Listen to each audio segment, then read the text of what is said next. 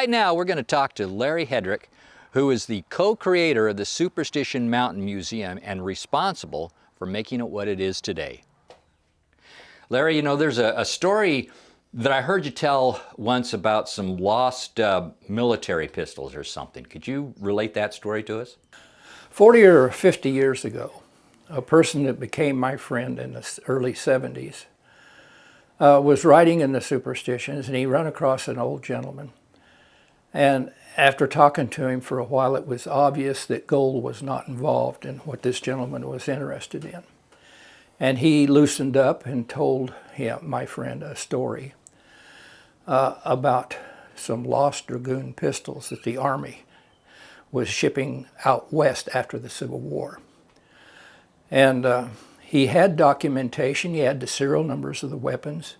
He had proof that the weapons had reached Fort Lowell in Tucson, and evidence that they had reached Camp Pinnell in Superior, but no evidence they ever reached Fort McDowell, which was their ultimate destination.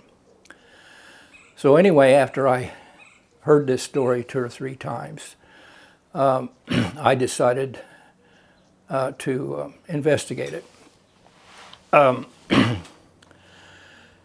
The documentation had stated that when they left Camp Pinnell, Picket Post Mountain, and they followed the old stage routes for 3.5 to 4 hours, and they were attacked at the Narrows.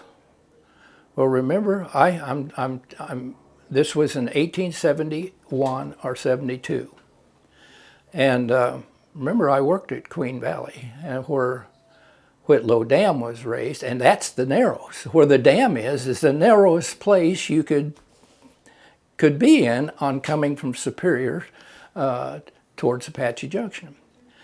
And so I went and I drove the whole route at 5 miles an hour and timed, and it got me just about to that point. They were attacked there, and there was, if I remember right, there was 4 soldiers, a sergeant, a packer, and a lieutenant. And all but the sergeant and the lieutenant were killed almost right away. And they began backtracking towards Superior, went over a ridge or two, and were cut off and took a northward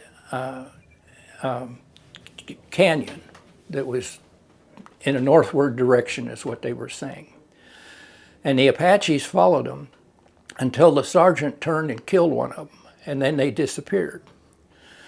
And there were 24 guns packed on this mule. They took that mule with them. They didn't want the Apaches getting those guns. Whether they knew that whether the Apaches knew that's what was in there or not, I don't know. But anyway, after they killed one of the Apaches and the rest of them had retreated, they stayed up there for several hours. And then they decided to hide the guns. And they said they hid them in a small cave underneath a large boulder across from a distinctive pointed peak. Okay, now we're over at Queen Valley. We're not talking about Weaver's Needle. And I remembered my trip with Hart Mullins to Bayou's Butte, which is a finger-like peak, but it sets kind of out by itself. The mountain behind it has a very distinct pointed peak on it, and it's very high. And they said across from a dominant pointed peak. So the Bayou's Butte area is where I think that these guns were buried. In the wash, because the road didn't exist.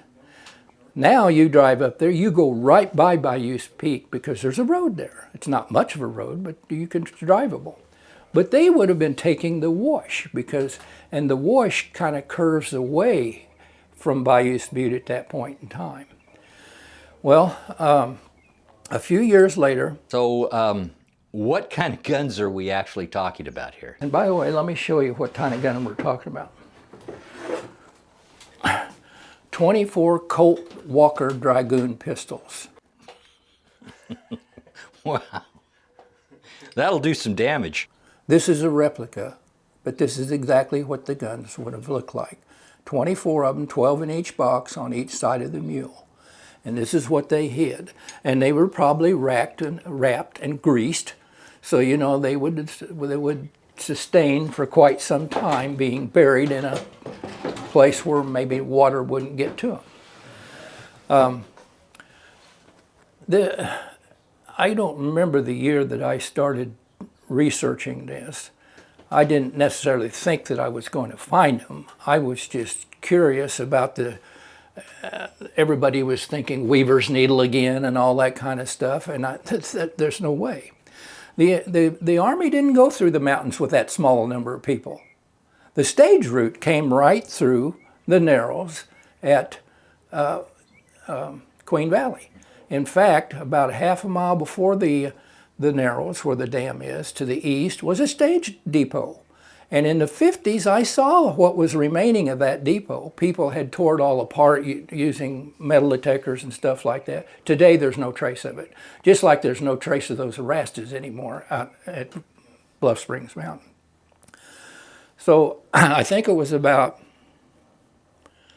2006 or 7, a highway patrolman come out to see me at the museum. He was retired, and he was from up north. And he'd heard about this thing, and he wanted information. I gave him every detail that I could know. And he's living in a trailer court in Mesa. He still comes down here during the winter. He's a winter visitor. And he got some guys from his court, and he went out there, and they found a cave underneath a boulder across from Bayous Butte, the predominant peak, and they began excavating it. You couldn't stand up in there. Water had got down in there, and it was hard as, the dirt was hard as a rock. And they dug until the ceiling of the rocks in the ceiling were starting to come down, and they had to quit. Now, I don't know that they've actually got the right cave, but I don't know that they'll ever go back. But I am absolutely convinced this is the area where those guns were lost.